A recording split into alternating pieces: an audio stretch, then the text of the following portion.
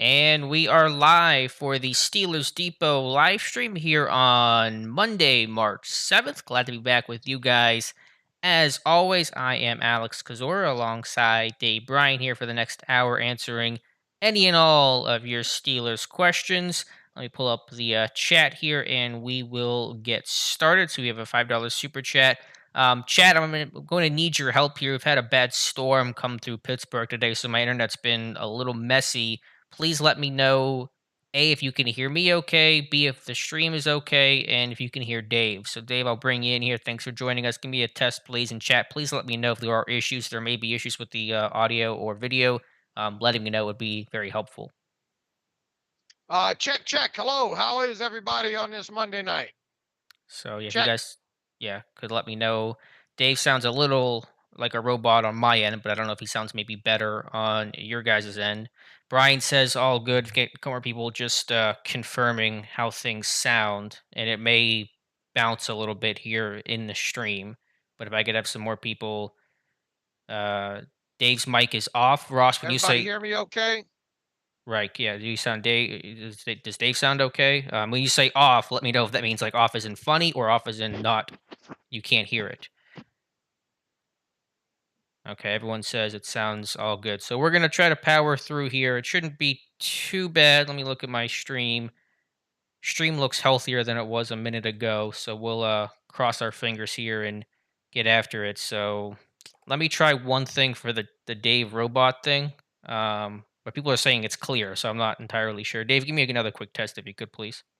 Hello, hello. Let's see. Ross, Knoxley, Jason, Ryan, Mark Leslie, Tim. How is everybody? All right. Well, most people say it's all good, so it may not be perfect. I apologize. I've had some gremlins today, unfortunately, with the storms that we got. So we'll push on though, because we have a lot to talk about here. Coming off the combine, free agency just about a week away, a little more than that, and the tampering period is actually 1 week from today. So that'll start already breaking some of the news there. Some of the free agents we might see Pittsburgh sign. But let's get to the questions again. Be sure to put them in the chat. $5 super chat from our friend Tim Chase says, please tell me the Rodgers thing is a hoax. Wouldn't call it a hoax, but I would say the odds aren't terribly good of it happening. I think they are a bit higher than what Dave believes in terms of Rodgers coming to Pittsburgh.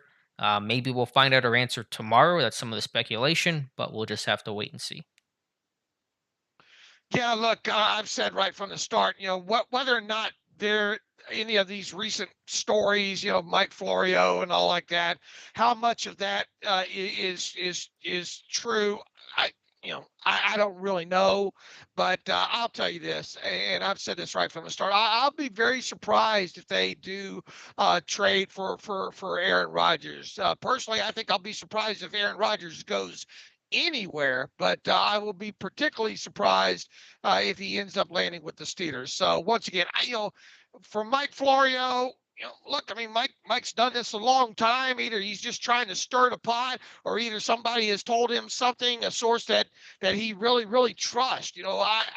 Look, Mike Florio and Pro Football Talk is busy enough without having to, in my opinion, kind of create rubbish like this. So there's a reason Mike's posting the kind of and talking about the stuff that he is. Whether or not it's true, I don't know. I will just say that I will be very surprised if Aaron Rodgers is traded to the Steelers.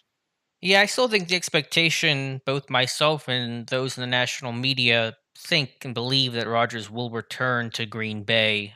But we don't know that. No one knows what he wants to do. And if Rodgers sits there hypothetically and says, I want to come to Pittsburgh, are the Steelers going to say no? I think that I have a hard time believing they're going to say no to that. Okay, and maybe they won't, but I mean, it's going to cost. Obviously, you would think a good sum of draft capital to kind of get that stuff done. And once again, if you're going to commit to him, you're going to commit to him for at least 2 years, or more likely three, I would think, at a minimum. There, coming to Pittsburgh would also require a new contract, and him being resulting in the highest paid player in the NFL at that point. So are we talking $15 million a year? I think so. And then you get back in that cycle of the franchise quarterback and all the sins that kind of go along with it. So once again, I'm not going to sit here and say it's not going to happen, but I'll be mighty surprised if it does. Yeah, and like I said, I mean, Rodgers had seemed to say a while back he would decide. Well, first he said he would decide quickly, and that has not happened. But he said he would decide before the franchise tag deadline, which is tomorrow, Tuesday at 4 p.m. Eastern time. So hopefully we'll know by then. And I think even if he does one out, Denver's a more likely option. But I could see him wanting to come to Pittsburgh, and if he wants to come to Pittsburgh, it's hard for the Steelers to say, "Nah, we don't want the two-time MVP." All right, next question comes from our first question. That was a non super chat from our friend Lumberzack94. Hey, fellas, Dave, I hope you had a nice vacation. Josh did a good job filling in and would love to hear more from him again. Yeah, we'll have Josh on at some time later, I'm sure before the draft. My question. I'll just quit then. No, he said it. No, just good to have the time off. I'm just kidding. My question is: do you think Steeler fans are higher on Linderbaum than the Steelers themselves are? That's a very interesting question. What's your take, Dave? Repeat the question.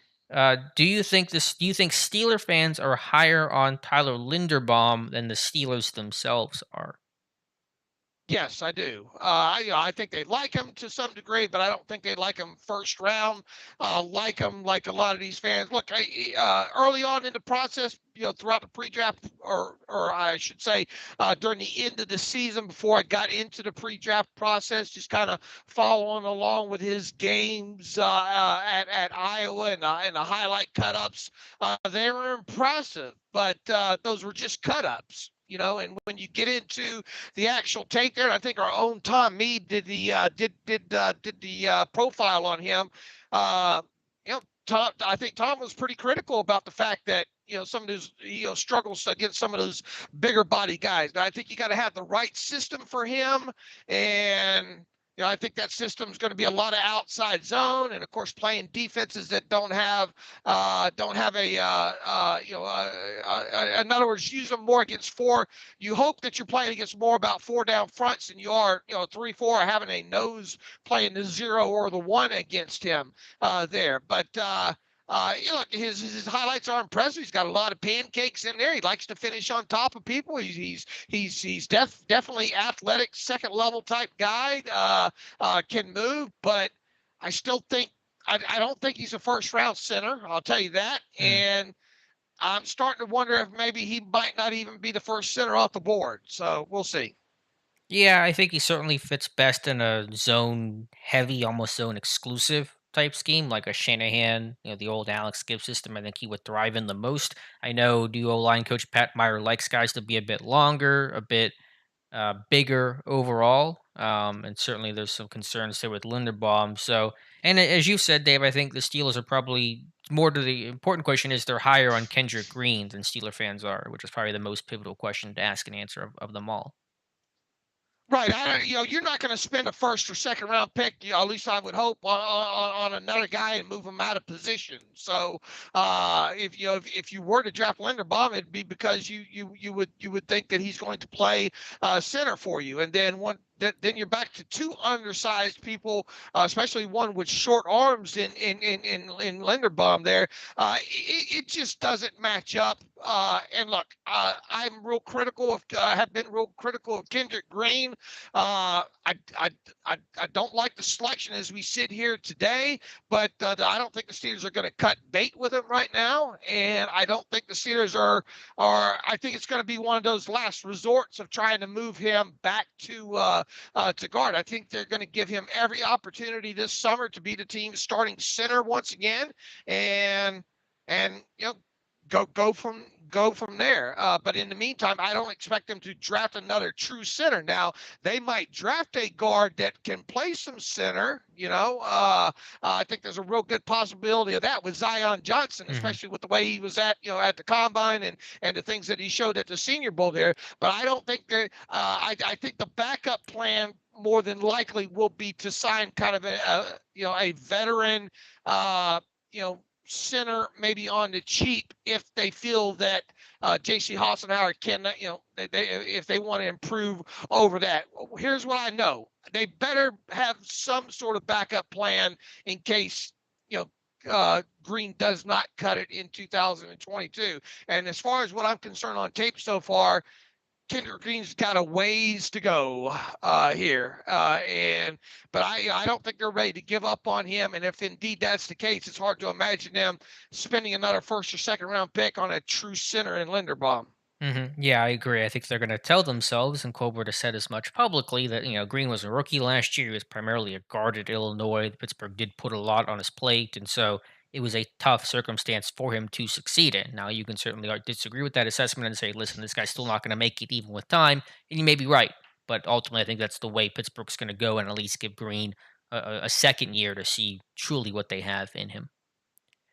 Again, And what remind. and what and what if you get 6 games into this thing and it's just not working? You Sure. better have a backup plan when it comes to that. Now, might that be a guy via the draft, like I said in Zion? And once again, do you want to get in the habit of taking guys who play one position and then throwing them into the NFL and then moving them to a position they haven't played there? Obviously, if you draft a guy like Zion Johnson, you would think that's going to be for him to play guard, right?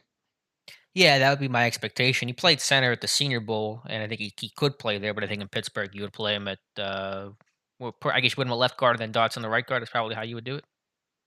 Yeah, you put him at left guard is a more natural spot, and then kick Dotson over to right guard where he played.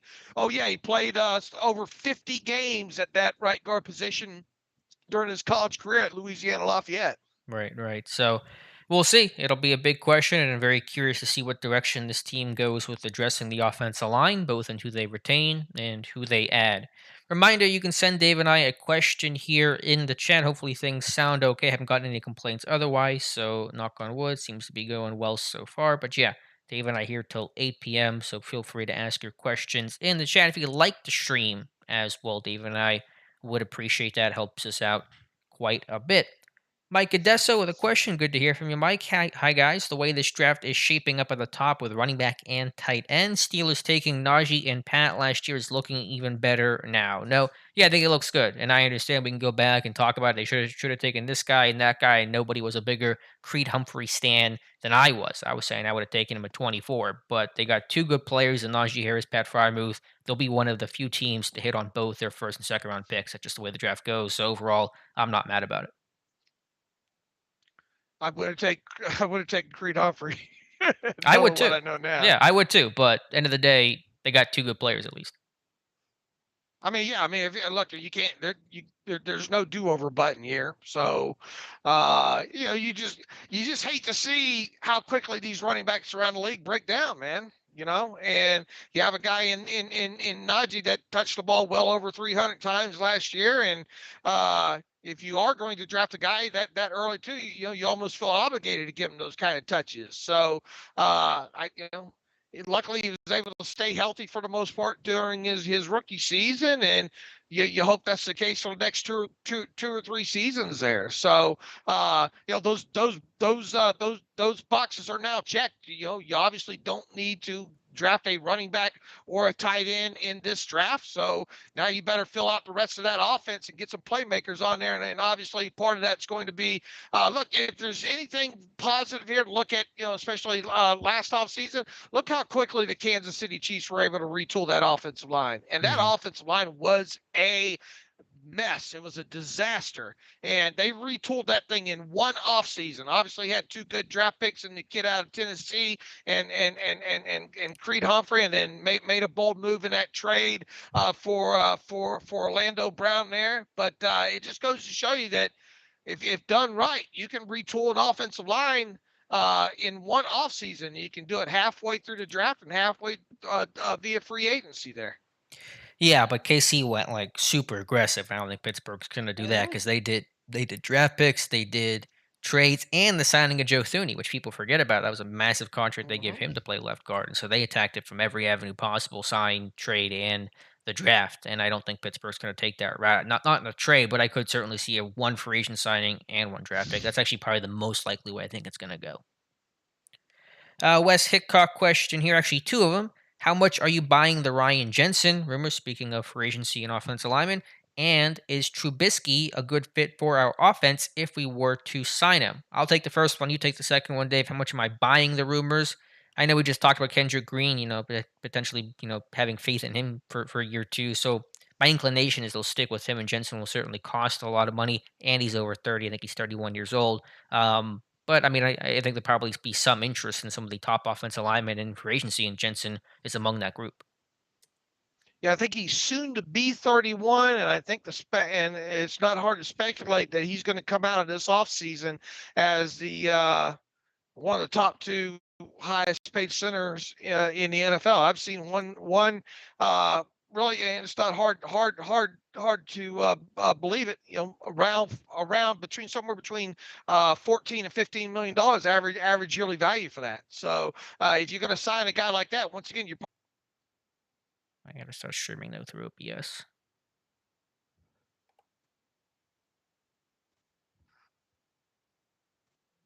Let's see here. Hello, can anybody hear me? Let's figure this I out hear here on you, the fly. Alex. All right, can you guys hear us? Let us know in the chat. I know some people left. Okay, I think we're back. Hello. Okay, great. Thank you. Sorry, guys. Yeah, the storms came in. My power went out, so we're gonna try to go maybe a little bit quicker here, and hopefully get some people back in the chat. So, can everyone hear Dave? Dave, can you give me a quick test, please? Test, test. Hello, hello. I'm still here. I'm hanging on. You sound better too, at least on my end. So that's good. That's an encouraging sign. Let me know if you guys can hear Dave. Okay, it sounds like people can hear Dave. So we might wrap this up a little bit sooner because odds are the internet's not going to cooperate with me tonight. But we'll go through as many questions as we can. So we're talking about Jensen rumors, and we'll see on that.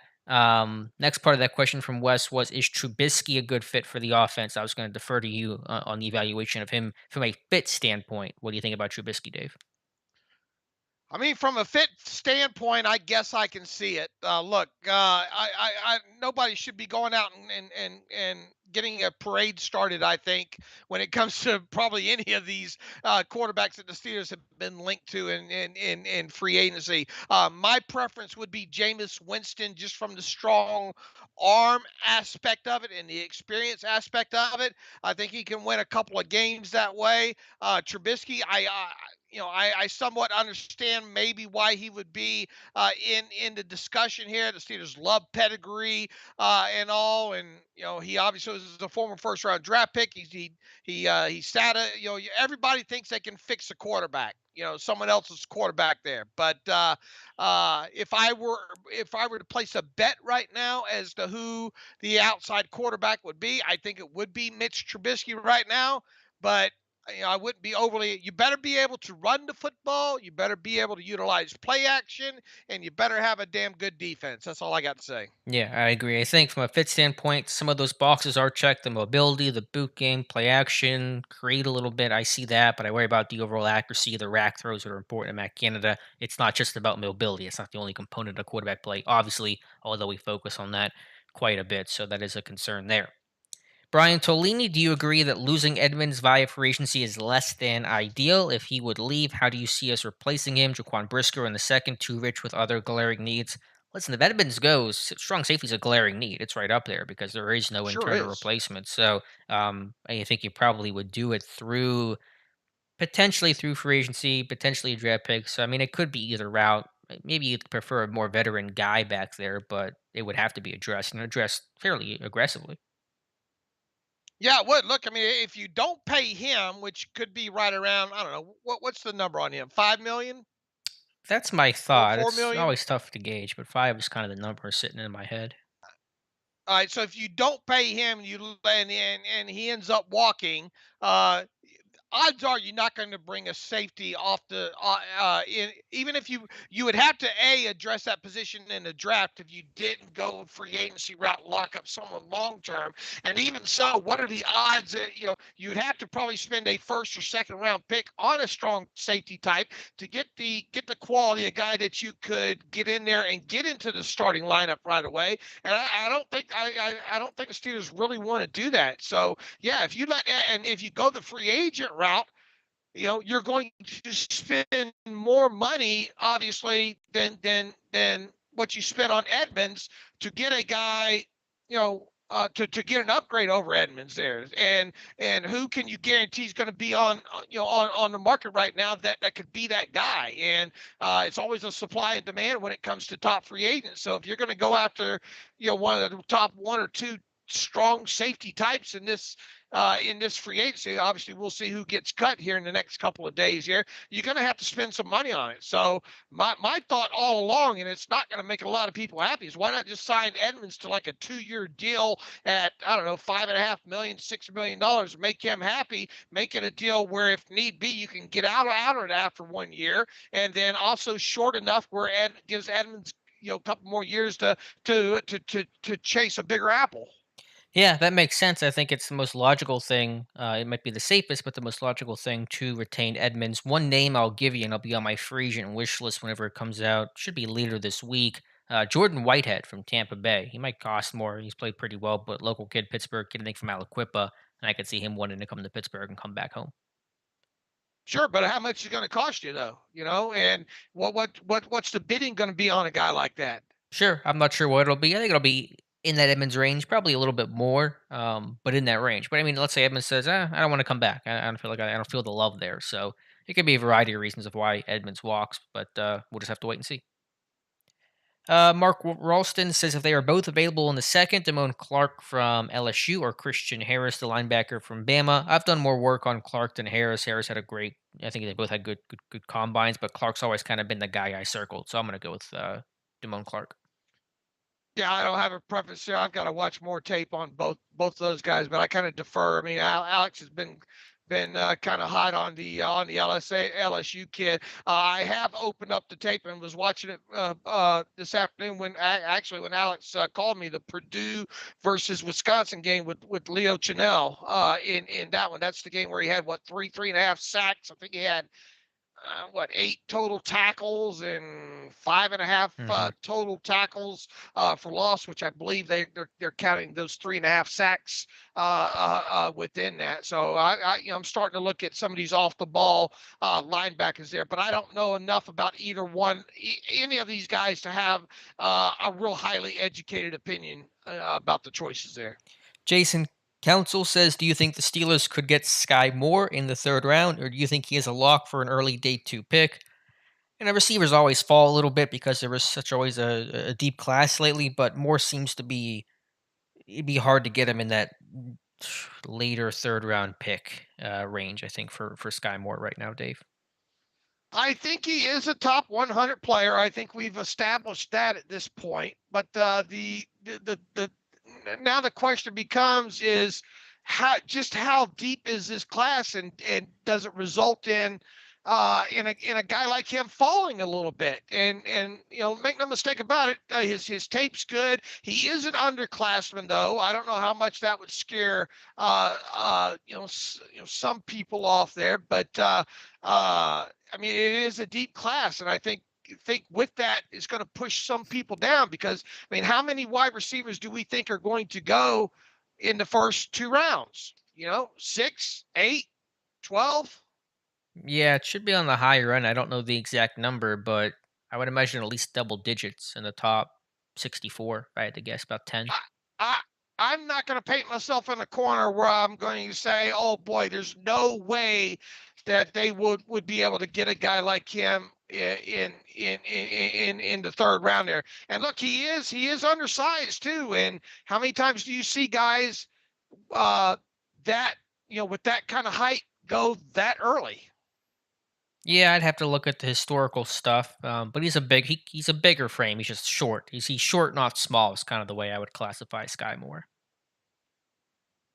Let's see. I just lost the chat here for a second. Let me try to find it again. Chat's being a little weird tonight. I missed a couple of questions here. I apologize. It was one I think from I want to say Mark Bell was his name, asking about free agency versus the draft, in which you prioritize which route do you take. It's both. It's not one or the other. It just depends on depth of free agent classes versus depth at that particular position in the draft versus money and who's available and stuff like that. So I think you want to use both. And I think Pittsburgh will use free agency more aggressively than they have in the past. But to me, it's not either or; it's a combination thereof.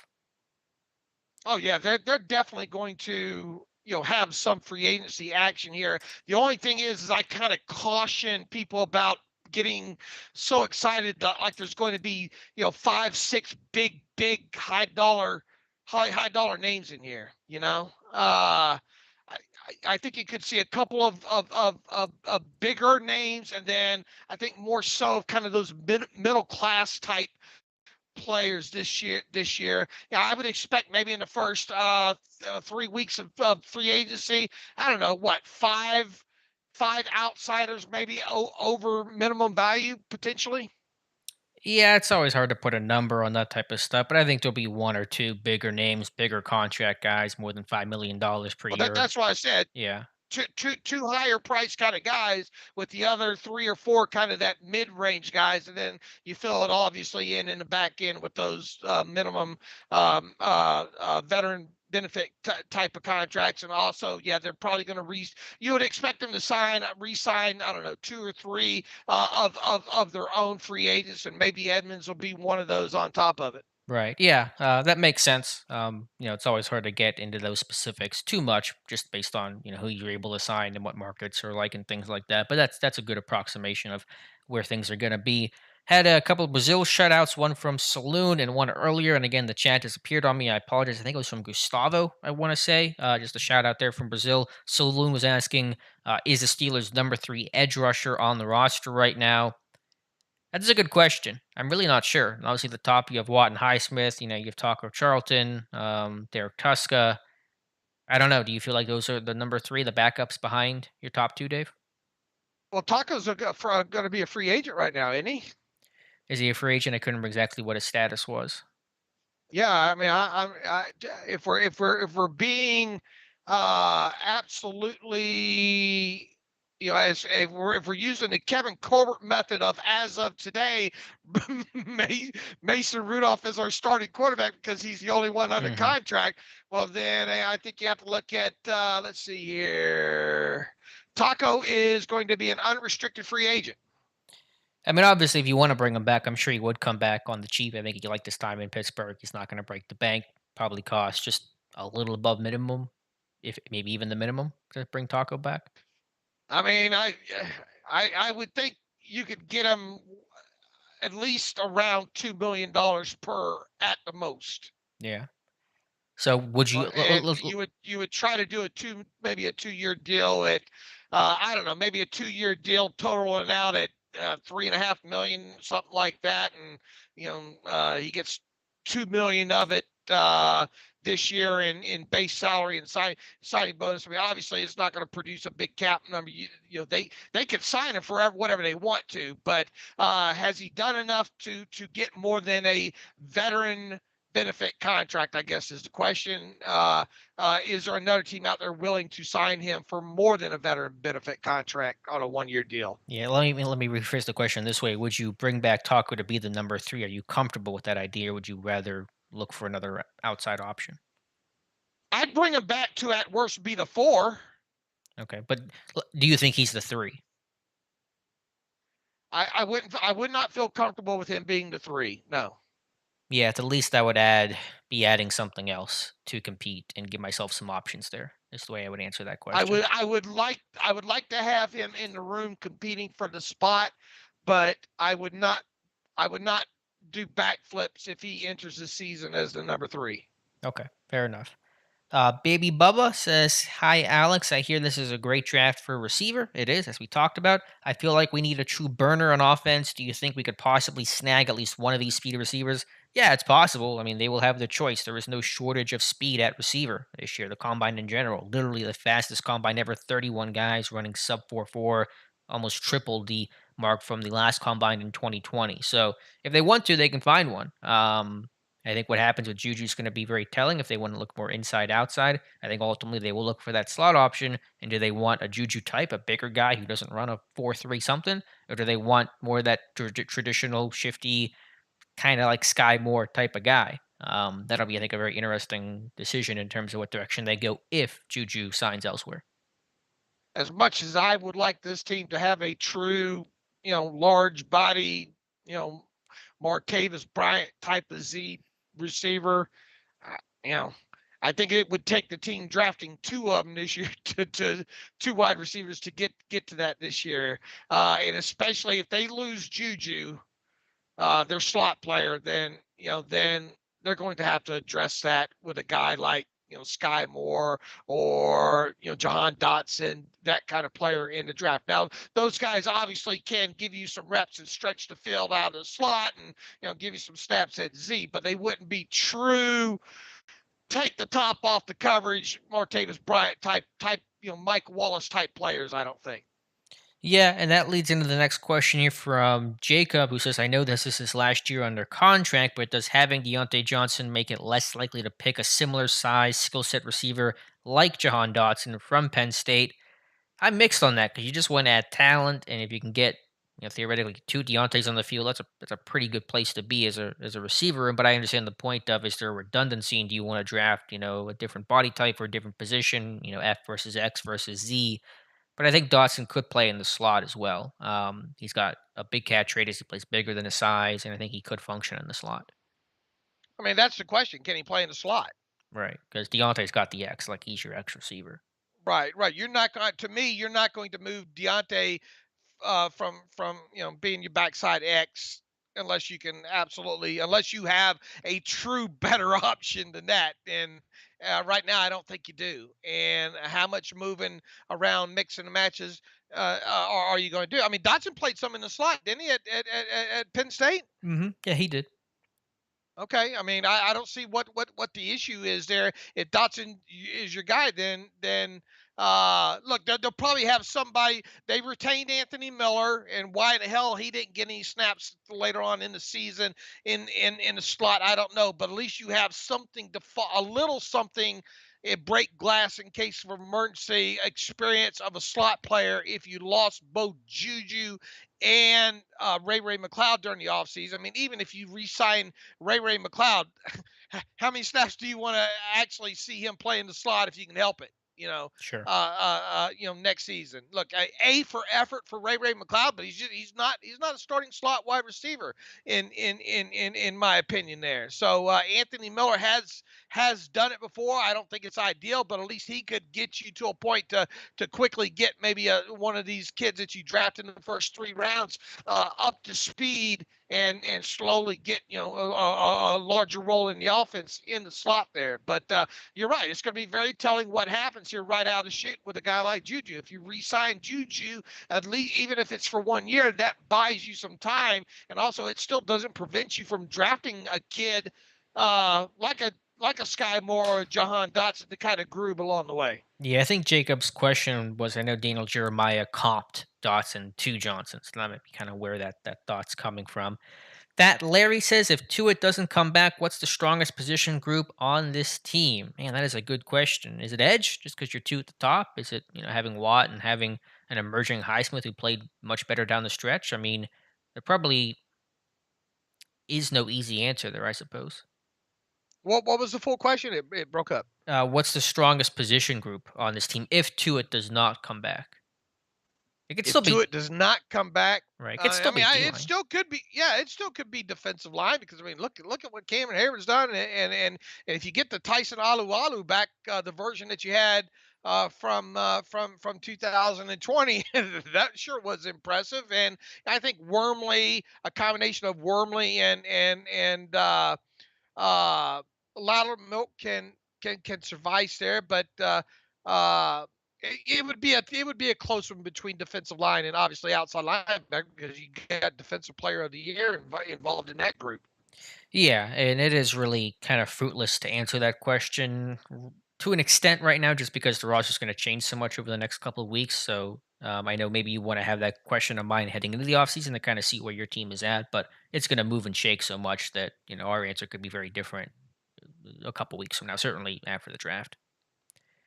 Let's see. Quick question here from Taj. He says, "Have you guys watched Leo Chanel?" This was before you mentioned him earlier. His tape is pretty impressive and very physical. What were your thoughts on him in that Purdue game and whatever tape you've been able to watch of him so far, dude?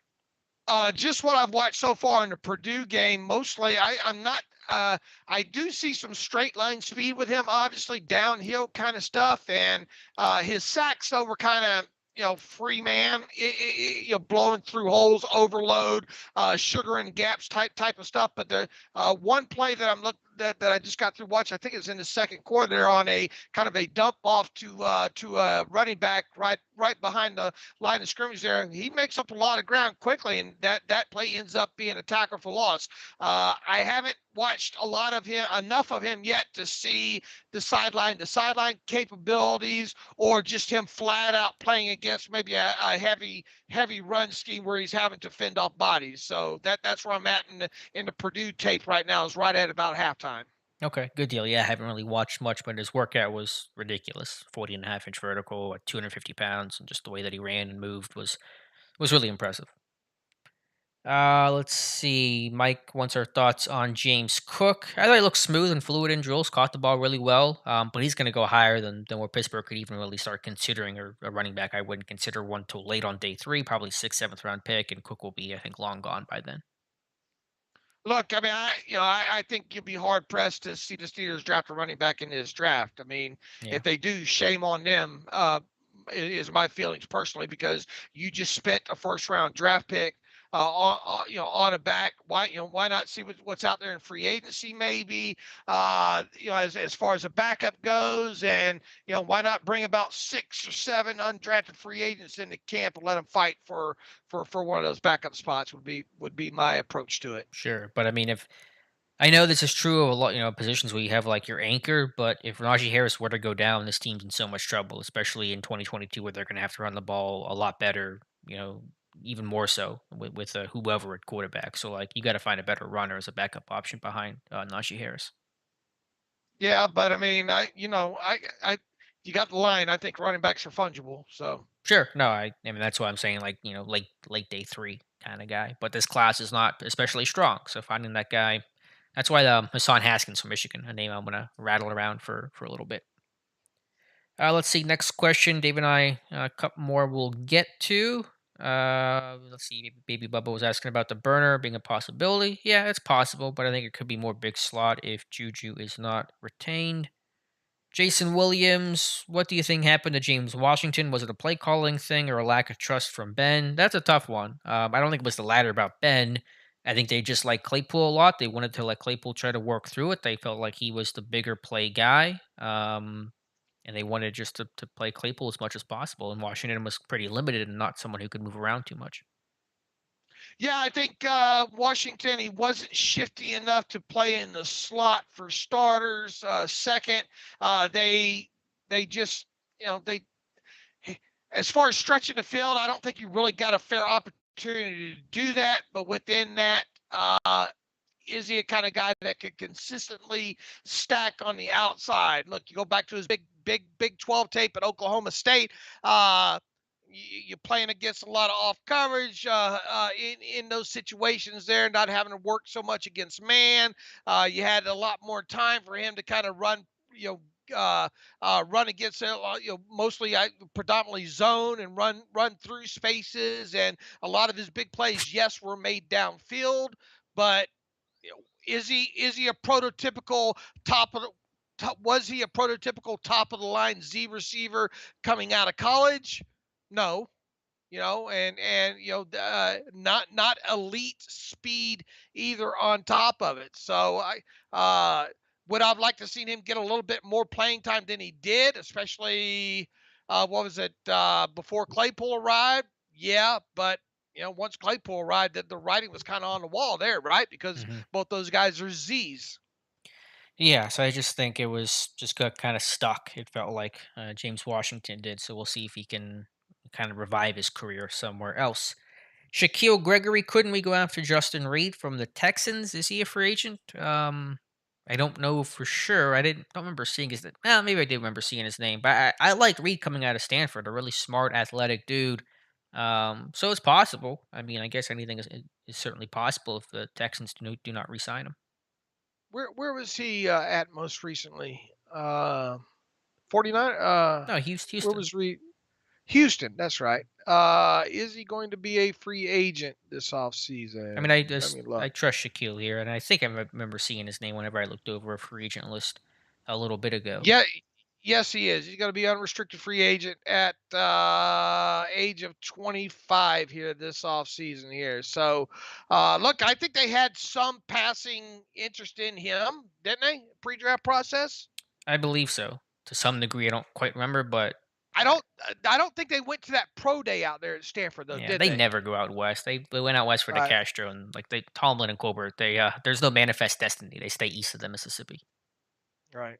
But yeah, I like the name, I like the fit there for sure. We'll see what happens. He's young. I mean, but he might command some money as well. And I know that Mike Odessa was talking about bringing Marcus May, who I've talked about for a while, but he's going to cost too much. I mean, he might get tagged day, and he's played really well, so he's going to have a big payday.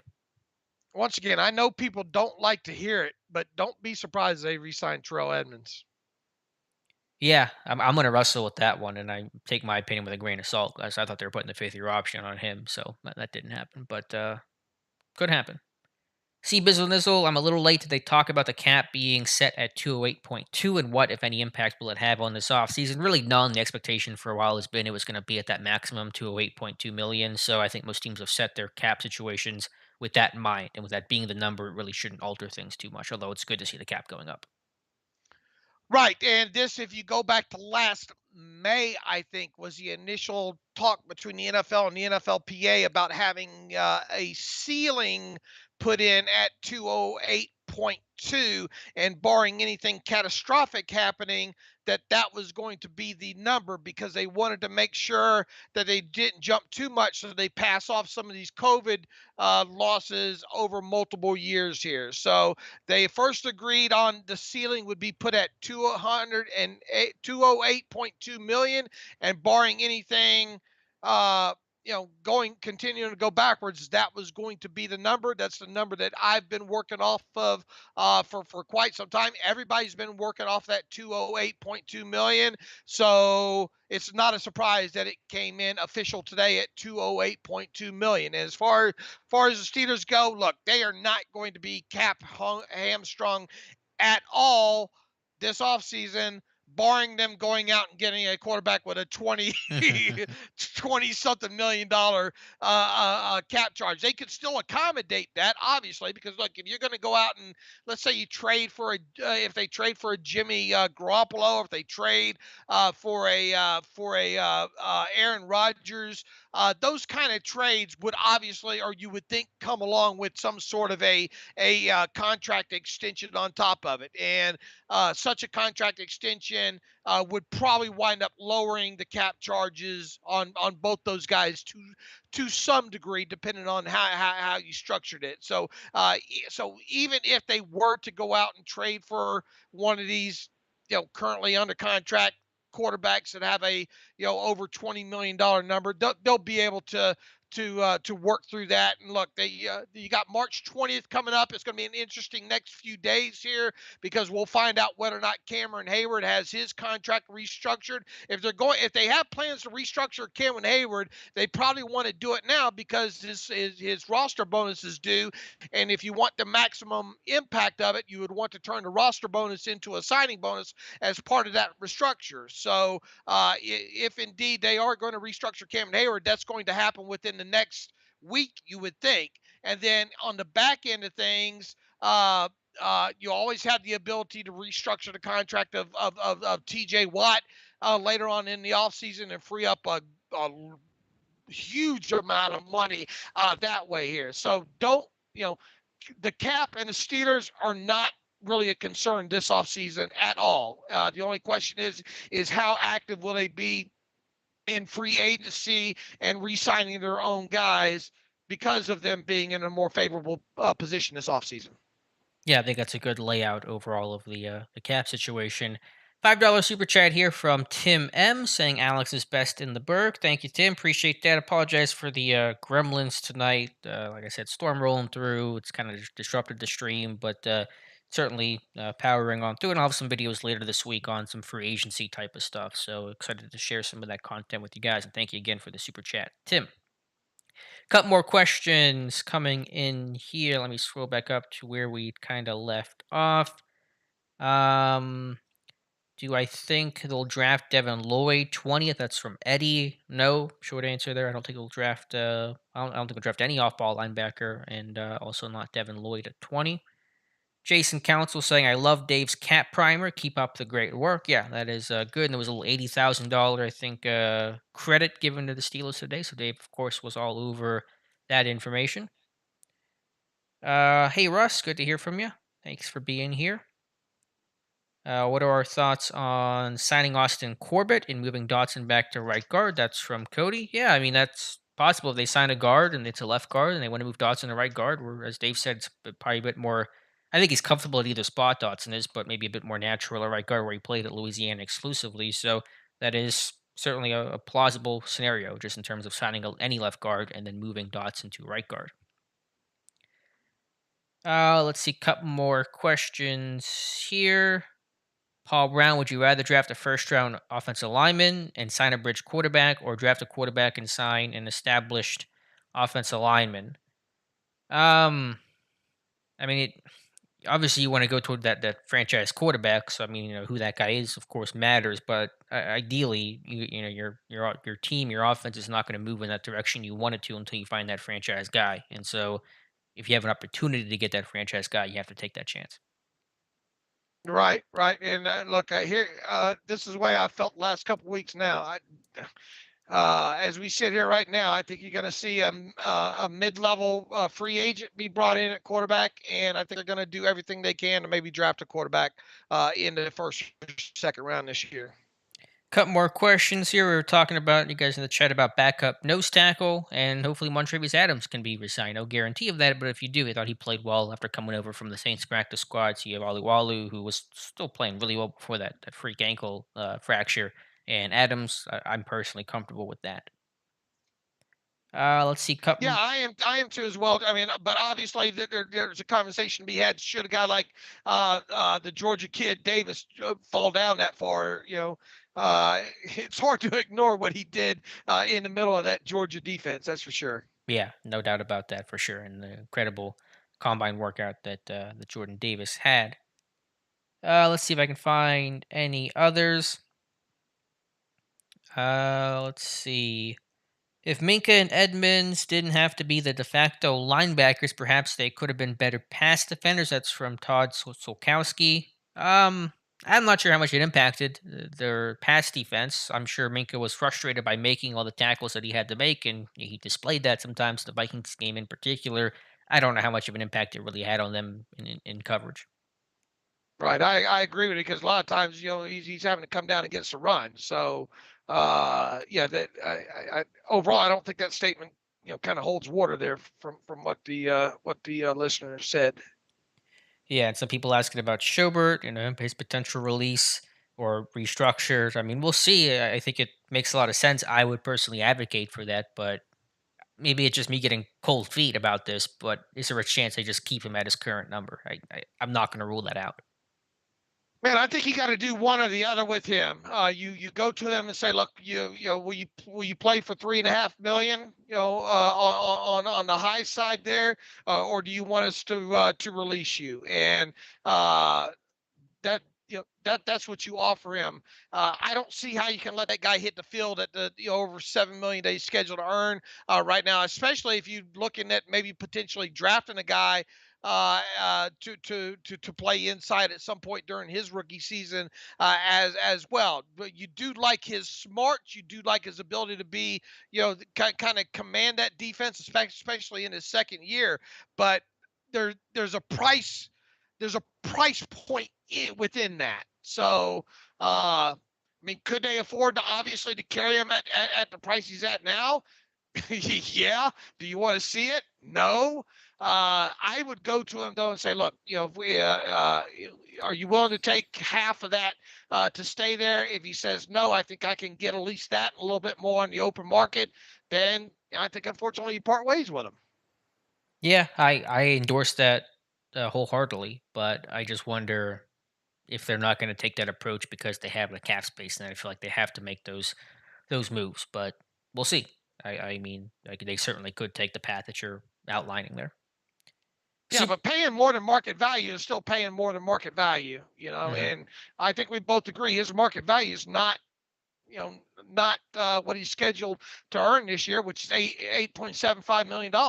Sure, I don't disagree. Listen, I would take that approach. I would not keep him at the number if I was Kevin Colbert, but maybe they feel different. They felt strongly enough to trade for him, and they could justify it and say, "Well, we traded for him late. It was a tough transition. He was kind of thrown into the fire. He'll be better in year two." I mean, I'm not saying that's the right approach, but that could be their logic.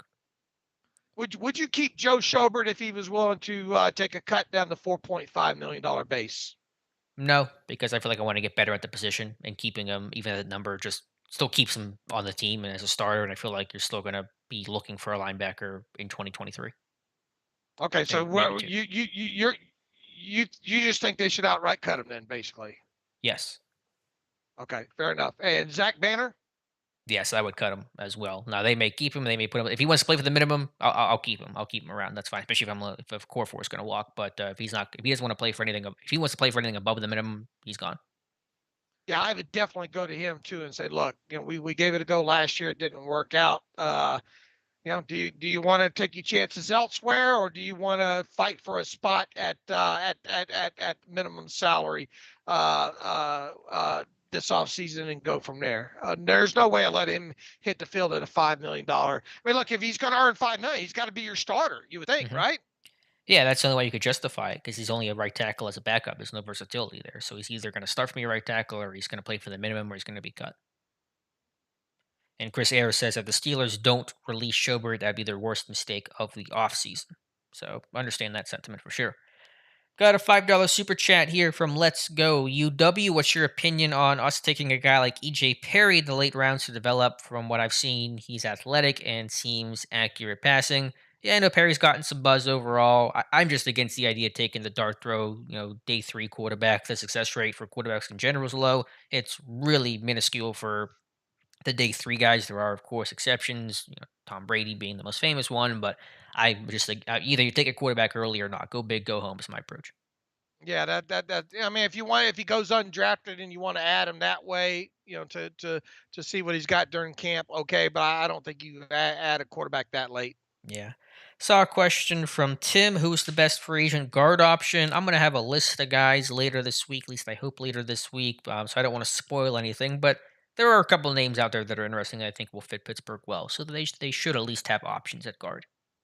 Right. And I can't wait to read that article. I have a feeling I know a few names that'll be on it. You probably do. Let's see, one or two more to get to. Micah Desso, Alex, are you higher on Zion now over Kenyon Green? I think I am. Maybe that's just because I've watched more Zion and just know more about him. And Green didn't have a very good combine workout and drills and testing. But I might be higher on Zion Johnson than I am Kenyon Green. It feels a little bit more refined to me overall, Dave. I think if you're building a short list of 5 names right now that could potentially be the Steelers' first round draft pick, and especially if they stay put at 20th overall, I think Zion Johnson absolutely has to be on that list of 5 players. Tim Chase, outside pass rusher with the first pick. I wouldn't go edge. The edge class is fairly strong, but you got Watt, you got Highsmith. It just doesn't justify the snaps aren't going to be there for your top pick, and he's not going to impact your defense philosophically the way that even Jordan Davis could, who's not going to play a ton of snaps, but could really kind of change the structure of your defense in a positive way.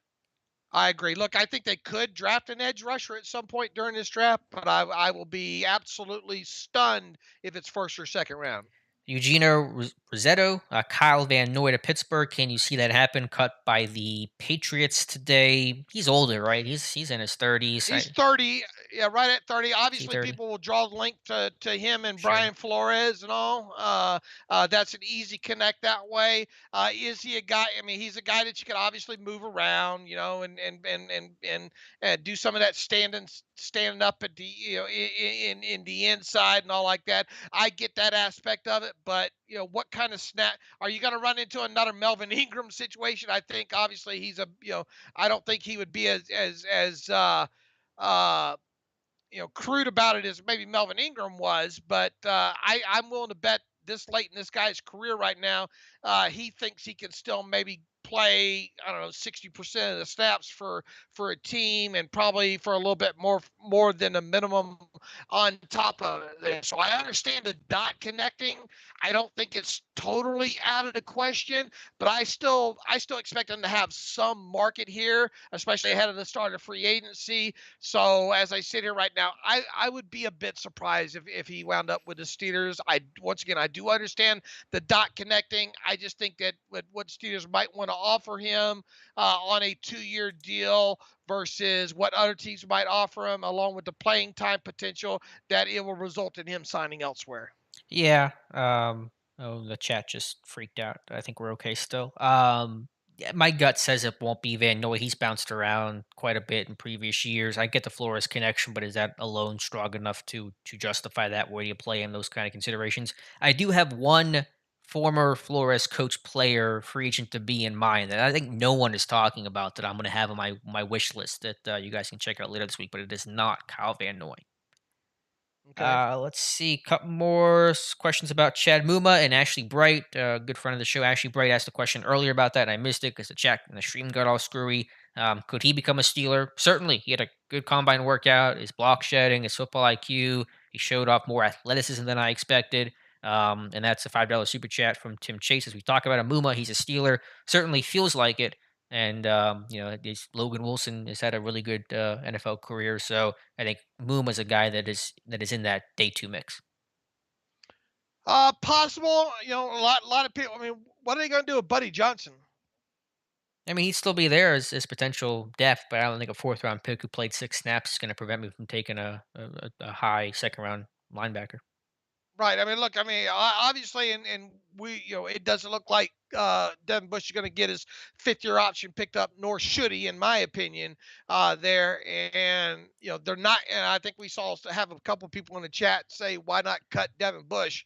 Why would you want to cut Devin Bush right now? Yeah. Unless he becomes a super huge cancer on the team for his attitude, I don't know why you would cut him. Now, look, I think we're looking at possibly his last year, and he better play his what off in 2022, and especially if he does not have his 5th-year option picked up, because it becomes franchise tag or bust for him when it comes to the Steelers. I feel now, obviously, there's some chance that he plays well enough that he doesn't warrant a franchise tag, but on the flip side, could get re-signed. But I mean, at that point, if you're not getting out of your first round draft pick what you thought you're going to get out of him, you probably need to move on instead of throwing more money at the problem there. So, yeah, I mean, I could see them drafting an inside linebacker. I don't think it's going to be first or second round this year, but look, what do they have behind? Especially if they cut Schobert.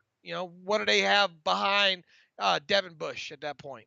Right. No, I understand that. They're not going to cut Devin Bush. They're going to give him a chance to rebound in 2022. So I don't see cut being on the table. Mark Tobin, do you think they take an inside linebacker at 20 and sign a guard in free agency? I don't think they'll take an inside linebacker at 20. I think they will sign a guard in free agency. David, in all cap, would I consider Rodgers? I would. It's more about will Rodgers consider Pittsburgh? That's the more important question about where Rodgers goes. Mike saying, good to see Jerry O out there with the combine. Yeah, it's good to see Olsowski out there. So that means he'll be with the team in 2022. Uh, I forget who had the question here, but could you see J.C. Jackson coming to Pittsburgh? Will Pittsburgh open up their pocketbook? Dave, any chance on J.C. Jackson expected to hit free agency? I mean, he's supposed to hit it at a big Yeah. number as well too. I just can't see it. I'm not gonna sit here and say I'd bet my house on it, but it's one of the many other things that I've said where it comes. I'll be surprised if it happens. I will be surprised if the Steelers go after the biggest name cornerback on the market. Yeah, Pittsburgh will be more aggressive, but that's too aggressive for I think what they're going to be. He's going to come in 20 million probably somewhere around there. That's just too much for where the Steelers are at. Right. $5 super chat here from Dion Johnson. Thank you so much, Dion. Good to hear from you. Thoughts on linebacker Troy Andersen from Montana State, 4.4240, a core 4 resign and position move inside coming out. Scouts mentioned that. I would not move a core 4 to guard. He's too No. light. His run blocking's too poor. It's barely serviceable at right tackle. Not going to be a guard. Anderson is really interesting guy, super athletic, toolsy kind of guy. He was a quarterback, running back initially at Montana State, and I think he won both what the Big Sky both offensive player and defensive player of the year awards there. So really interesting story. Going to be a day two kind of guy for Pittsburgh in the small school category. Unlikely to be on their radar too terribly much, but a really fun prospect. I want to follow his career arc in the NFL very closely. Yeah, look, and he was a Senior Bowl player, right? Yes, he had a good week down there. I mean, all those linebackers did. Muma, Clark, Anderson, all I thought excelled. Right, but I think what's kind of his ceiling as a round goes fourth, fifth, fifth at the most, maybe. No, Jeremiah was saying round two. I think he's a day two kind of guy. Yeah, yeah, off the ball linebacker for a small school kid like him that early, I I'll mean, be surprised. Darius Leonard I've went watched no, 30 I've minutes. watched just I've only watched highlights on him only. I haven't gone into any of his tape other than just the highlights. So let me put that out there. Okay. Yeah, I mean, I saw him at the Senior Bowl. I mean, it's 4.42 at that position though. Pretty wild. So we'll see. But I think he's at least a day two kind of guy. And we'll wrap things up Oh, with I thought you said a round two guy. yeah, the second round. Oh, Or initially I okay. said second round. I think no worse than day two, but I think second Okay. round is certainly plausible. Okay. And we'll finish things out here with actually two more questions, but we'll go to the $20 super chat. Thank you so much, Blue Cheer. You certainly did not have to do that. Appreciate you guys hanging out with us despite all the stream issues. So hopefully it worked out better on your end than it has been on my end. You think Pickett's going to drop? Do you draft if he does, and do you think will drop? Um, I I don't know what you mean by drop, how far of a drop that is to consider it one. I don't think he'll drop because of the hand size or anything like that. I think he'll be probably the second quarterback taken in this draft is, I guess, my thought will be Willis, the first quarterback, and Pickett, the second quarterback. I still think Pickett will be the first quarterback taken, but even if he's not, I think he'll be off the board. Pickett will be off the board by the time 20 rolls around. Agreed. And would I personally take him? He's on my list next to Wash, but I've been so wrapped up in free agency because it's coming up so quick. I feel like I needed to kind of take a pause on quarterbacks and get into the free agency type of tape. And Pablo Von Gomez, if the Steelers do not sign any of their own undrafted free agents, do they save money on the salary cap? I mean, they don't save it, they just retain what their current space is, and they will re-sign some free agents, and so that number is going to move. Look. I mean, that was he talking about unrestricted free agents? Yeah, he's saying if they don't sign any of their own free agents, do they save money on the salary cap? Well, look, those players aren't under contract for 2022, so They there's don't no count, yeah. money to be. Yeah, they're not counting against the 2022 cap now. Those contracts for those players that are set to become unrestricted free agents expire on March 16th at 4 o'clock. So it's not like you're saving money because those soon to be unrestricted free agents are not currently under contract and counting against the 2022 cap now. That's why they're going to become free agents is because their contracts are going to expire on March 16th at 4 o'clock. Does that make sense? Right, yeah, I think it should, so they're not counting against the cap. I mean, the cap numbers you're looking at is for 2022, and so those players that are under contract are not factored into the salary cap for 2022. But of course, if they are Right. signed, they will eat away at that space available, so that's how that works. Right. So if you you get a guy like Terrell Edmonds, who we've mentioned several times during this thing, he technically he's still under contract with the Steelers because the 2021 league year has not ended yet. That Mhm. won't happen until March 16th at 4 o'clock. Now, obviously, if they decide to resign him, then whatever the structure of the contract is, obviously he will count against the cap in 2022. But all these players listed as free agents have no impact on the 2022 cap right now because they're only under contract through the end of 2021, which once again officially comes to an end on March 16th at 4 o'clock. Right, and Pablo says they have almost 30 million to sign a lot of players. They do, but there is a lot of other things they have to save that earmark that money for too, right, Dave? Right. Look, you have to look at this as lines in the sand as far as time goes when other things are going to be due.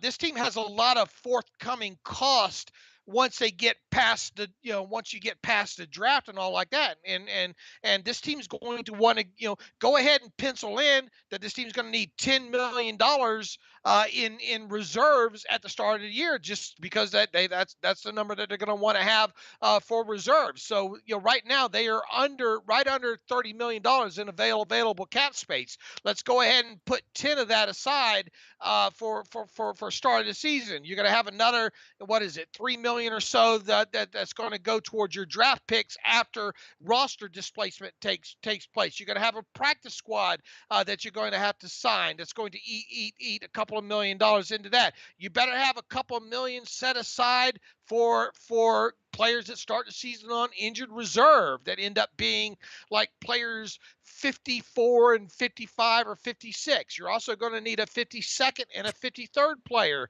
under contract, probably at a minimum salary. That's going to eat up another, million and a half of salary cap space right there. So you got to look at it in waves. And right now, the wave that we're in is this team is right around 28, $29 million under the cap. At the start of free agency, we'll see what happens with the Cameron Hayward contract here in the next week to see if they free up a little bit of more money that way with a restructure. They have plenty of money to do whatever they want to do this offseason. And once again, if they get later into the offseason and need more cap space, they can restructure the contract of TJ Watt and free up a lot of money that way. But you have to look at it in lines in the sand, and we just crossed one line of the sand not too long ago at when the contracts voided on Juju, Ebron, and Roethlisberger 5 days after the Super Bowl. That was one line in the sand. The next line in the sand is basically up until the draft, after the draft takes place. And they have plenty of money to operate, obviously, however they want in that. And then the next line in the sand goes from there until the start of the regular season. All right, so there you go. And so those are the dates that'll be important and key, and we'll keep you posted, of course, about the Steelers cap situation the rest of the way. So that'll wrap up today's stream. We went a little bit longer to kind of make up for the stream interruption. Thank you guys for hanging out with us. Apologize if there were any sort of issues. It sounds like it went okay overall on your guys' end. So Dave and I will be back 2 weeks from now, and we'll certainly talk about free agency and maybe a new quarterback on the Steelers roster by then. Yeah, God bless everybody. Thank you for coming and tuning in tonight. Peace and love to you all. Thank you. Yep. Thank you guys. Be sure to subscribe to the channel. We'll have some videos for you guys later this week. So again, appreciate you watching, and we'll talk to you soon.